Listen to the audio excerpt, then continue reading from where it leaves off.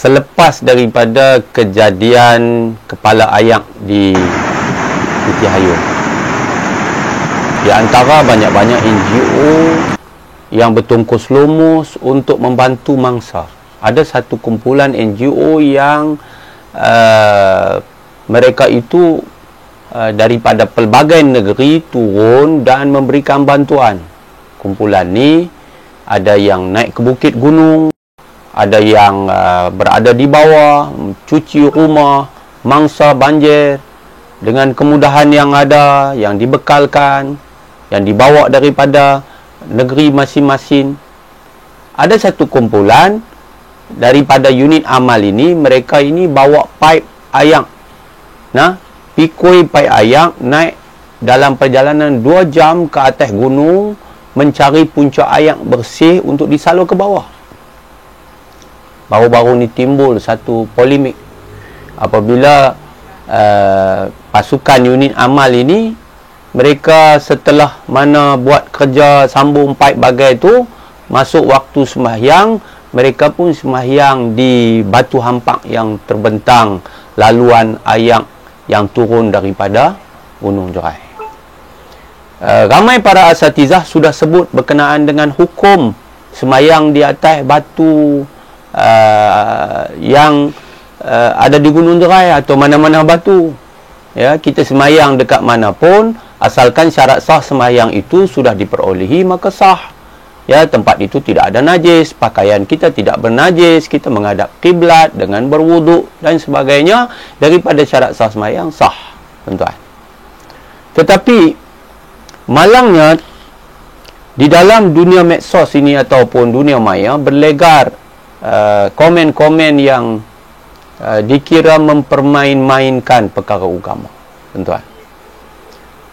Kumpulan unit amal ini, mereka adalah kumpulan yang bergerak atas nama kerja sukarela. Mereka juga bergerak di atas harakatul dakwah, mengajak orang lain untuk melakukan perkara yang diperintahkan oleh Allah. Mereka berdakwah. Lalu mereka naik atas bukit Gunung Jerai waktu masuk waktu sembahyang, kerana di kiri kanan laluan ayak itu adalah hutan. Ya, pokok-pokok kayu penuh. Jadi kawasan yang cukup elok strategik untuk sembahyang adalah batu hampak. Tuan-tuan duduk jauh daripada Gunung Jerai, tuan-tuan tak tahu keadaan lagu mana. Ya, malangnya apabila ada pihak-pihak yang menulis di dalam cyber, di dalam medsos, di dalam ruang maya dengan mempermain-mainkan akan kumpulan yang melaksanakan perintah Allah ini. Unit amal, anak-anak muda ni buat apa? Mereka sembahyang. Sepatutnya yang kita sentuh pasal orang tak sembahyang. Ni orang sembahyang. Contoh, tuan-tuan. Ada yang tulis, banyak lagi tempat lapang. Jangan jual agama dengan memaparkan kepayahan ketika ibadah. Siapa jual agama? Siapa jual agama? Cerita sembahyang ni bukan kata payah susah. Payah kah, susah kah, senang kah, wajib sembahyang. Atas perahu, atas kapal, dalam laut, di angkasa pun wajib sembahyang. Sebab tu waktu Datuk Muzaffar naik dulu dalam perjalanan ke angkasa, menjadi angkasawan Malaysia yang pertama, JAKIM bincang macam mana nak sembahyang di angkasa. Wajib sembahyang, kena sembahyang. Cerita nak pergi sembahyang di masjid, 2 jam perjalanan nak turun pergi sembahyang di masjid. Masjid tu kita sembahyang afdal, tapi di atas tempat batu tu sembahyang sah dan tidak jadi masalah. Tak makruh pun kerana dia tidak mendatangkan bahaya pun, tuan-tuan. Ya. Ada satu lagi yang lagi memilukan, dia buat gambar, dia tulis fenomena kepala ayak. Fenomena kepala ayak, tunjuk gambar kepala ayak duk turun bau kata tu. Lepas tu di bawah dia tulis pula fenomena kepala masuk ayak.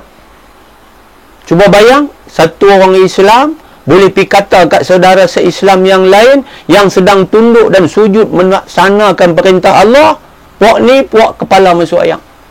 Semua benda kita nak politik.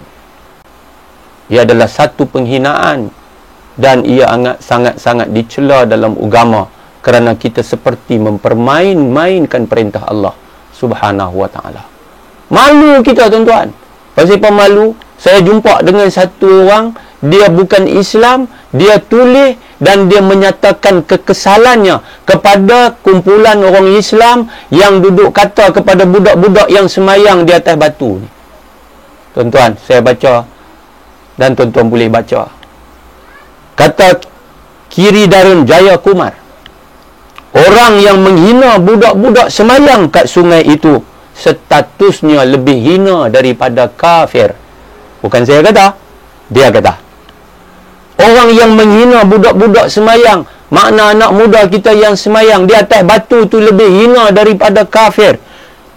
Dia tulis sekian, dia kata, dari seorang kafir. Di sebalik kejadian unit amal semayang atas batu, orang bukan Islam judge kita. Orang bukan Islam tengok orang Islam yang menghina orang Islam yang lain. Bukan orang Islam tu buat apa? Dia sedang ibadat. Kumpulan umat Islam ni sedang buat apa? Sedang sujud kepada Allah. Tiba-tiba kita petrol. Kita jadikan modal politik untuk menyerang musuh politik kita. Betapa jijiknya kita ketika mana kita mengenepikan adab, akhlak dan syariat agama ketika berpolitik. Renung-renungkan, tuan-tuan. Kerana apa sahaja yang kita lakukan, kita pasti bakal bertanggungjawab di depan Allah Subhanahu wa ta'ala. Kepada anak-anak muda unit amal, daripada jabatan amal, tuan-tuan boleh buka dan cari bagaimana mereka itu berjuang dengan ikhlas ketika melakukan kerja-kerja kebajikan. Mereka tidak melakukan kerana pangkat dan kedudukan. Mereka tidak gila pangkat dan jawatan. Tetapi mereka melakukan ikhlas dan mereka sedang berdakwah pada jalan Allah Subhanahu wa ta'ala. Kalau kita tidak reti untuk menghargai, janganlah kita mengeji, kerana setiap daripada apa yang kita lakukan, what you give, you will take it back more.